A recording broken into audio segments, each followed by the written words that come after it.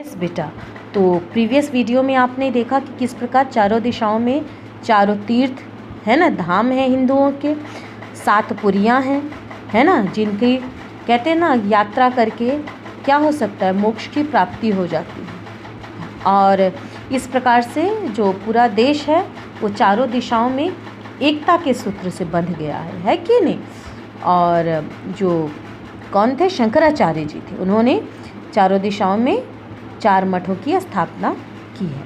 आगे देखते हैं बेटा, ये भगवान शंकराचार्य की दिग्विजय के कीर्ति स्तंभ ही नहीं वरन भारत की एकता के परिचायक चिन्ह हैं। जी हाँ, ये भगवान शंकराचार्य की दिग्विजय के कीर्ति स्तंभ यानी उनके कीर्ति के स्तंभ ही नहीं, यश के है ना स्तंभ ही नहीं है, बल्कि क्या है, भारत की एकता के परिचायक चिन्ह है। ये कि पूरा भारत एक है, इस चीज़ का क्या है, ये चिन्ह है, प्रमाण है ये, ठीक है।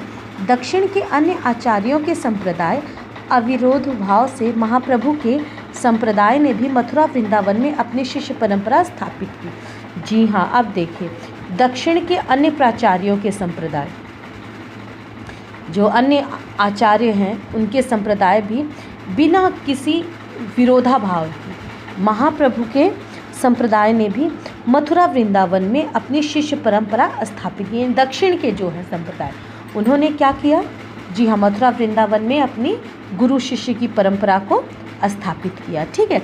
इन संप्रदायों के मंदिर बने और इनकी पूजा अर्चना ने उत्तर प्रदेश के जीवन और साहित्य को प्रभावित किया। जी हाँ, अब दक्षिण के जो लोग हैं, जो संप्रदाय हैं, उन्होंने आके उत्तर प्रदेश के मथुरा वृंदावन जो स्थान है वहाँ पे क्या किया, अपने हिसाब से मंदिर बनवाए और अपने हिसाब से भगवान की पूजा अर्चना प्रारंभ कर दी। तो ये जो चीज़ें बेटा हुई हैं, उन्होंने उत्तर प्रदेश के जो जीवन और उत्तर प्रदेश का जो साहित्य है उसको क्या किया, प्रभावित किया है, ठीक। हिंदी साहित्य गगन के सूर्य और शशि स्वरूप सूर और तुलसी दक्षिण के संप्रदायों से भी प्रभावित थे। जी हाँ, जो हिंदी साहित्य के गगन के यानी जो हिंदी साहित्य के कहते हैं ना आसमान के सूर्य और चंद्रमा है, जैसे सूरदास और तुलसीदास जी हैं, वो भी दक्षिण भारत के जो साहित्य थे बेटा, है ना, और जो संप्रदाय हैं दक्षिण भारत के, उससे ये क्या थे, बहुत ज़्यादा प्रभावित थे, ठीक है। अब भाषा का प्रश्न आता है। अब देखिए किसका प्रश्न आता है, भाषा का प्रश्न आता है। उत्तर भारत की प्रायः सभी भाषाएं संस्कृत से निकली हैं। जी हाँ, जो उत्तर भारत की भाषाएं हैं वो प्रायः किससे निकली हुई हैं, संस्कृत से निकली हुई हैं, और उन सभी के शब्दों में पारिवारिक समानता है। जब वो संस्कृत भाषा से निकले हैं तो उनके जो शब्द हैं वो भी क्या हैं, जी हाँ, आपस में समानता है उनमें, यानी मिलते जुलते हैं वो शब्द, ठीक है। दक्षिण की भाषाएं भी संस्कृत से प्रभावित हुई हैं, और जो दक्षिण भारत की भाषाएं हैं बेटा, वो भी किससे, जी हाँ, संस्कृत से प्रभावित हैं।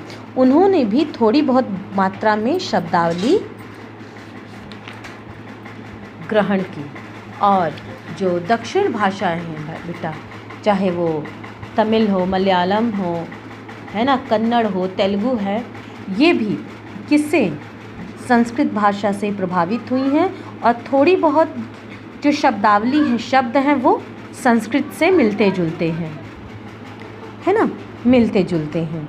तो इस प्रकार आपने यहाँ तक पढ़ा और आपने देखा कि किस प्रकार जो उत्तर भारत के जो साहित्य और है ना रचनाएं हैं वो दक्षिण भारत के साहित्य और संप्रदायों से किस प्रकार प्रभावित हुई हैं, है ना, और जो दक्षिण के विभिन्न प्रकार के संप्रदाय हैं उन्होंने उत्तर भारत में आके अपनी गुरु शिष्य परंपरा को स्थापित किया, है ना, और उत्तर भारत की जो संस्कृति है, साहित्य है, उसको प्रभावित किया।